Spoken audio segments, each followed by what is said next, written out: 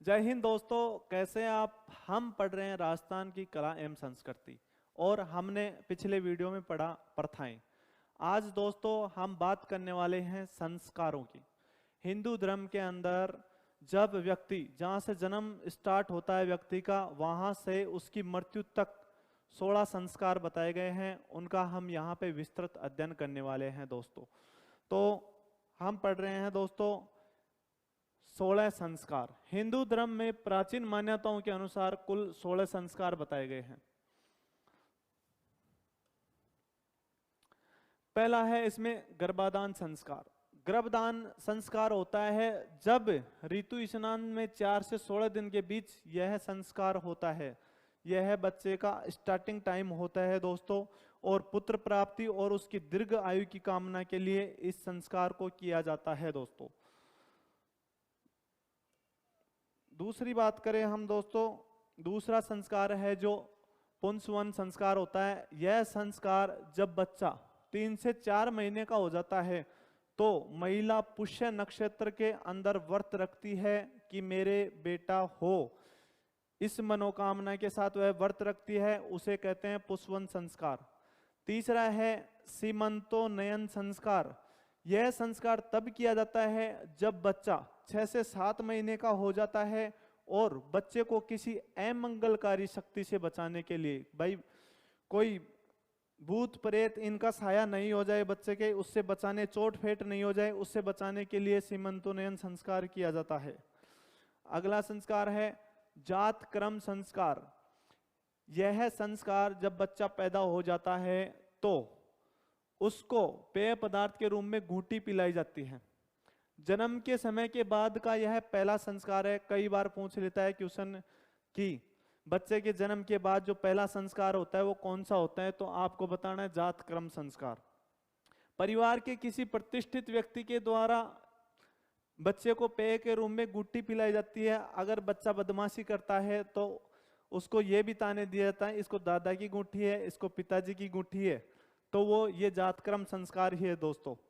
अगला है नामकरण संस्कार। जन्म के बाद बच्चे का क्या रख दिया जाता है, नाम रख दिया जाता है, जिसे नामकरण संस्कार कहा जाता है। छठा है निष्क्रमण संस्कार। लगभग 1 महीने बाद बच्चे को जब घर से बाहर निकाल कर सूर्य के दर्शन करवाए जाते हैं तो यह संस्कार कहलाता है निष्क्रमण संस्कार। अगला है अन्नप्राशन संस्कार। दोस्तों इनके नाम से स्पष्ट है, अन्नप्राशन। जब बच्चा 5 से 6 महीने का हो जाता है तो यह संस्कार संपन्न होता है। कहने का मतलब बच्चे को पहली बार अन्न खिलाया जाता है, तो वो संस्कार कहलाता है अन्नप्राशन संस्कार। अगला है चूड़ाक्रम संस्कार।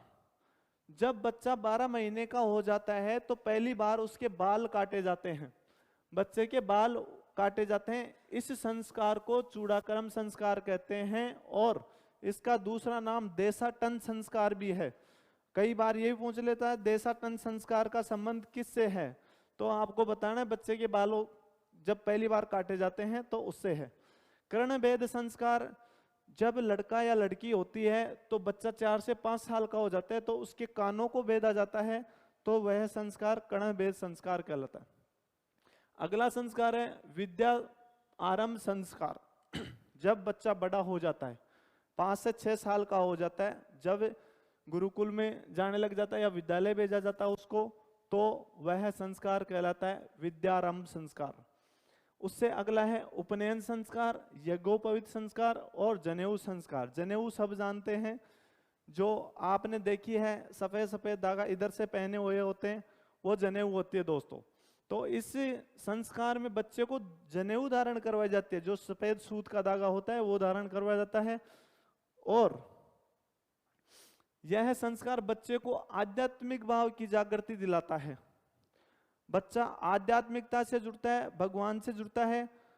जनेऊ धारण करने वाले को द्विज कहा जाता है। जिस बच्चे ने जनेऊ धारण कर रखी है उसको द्विज कहा जाता है। नेक्स्ट दोस्तों, अगला संस्कार विद्या आरंभ संस्कार।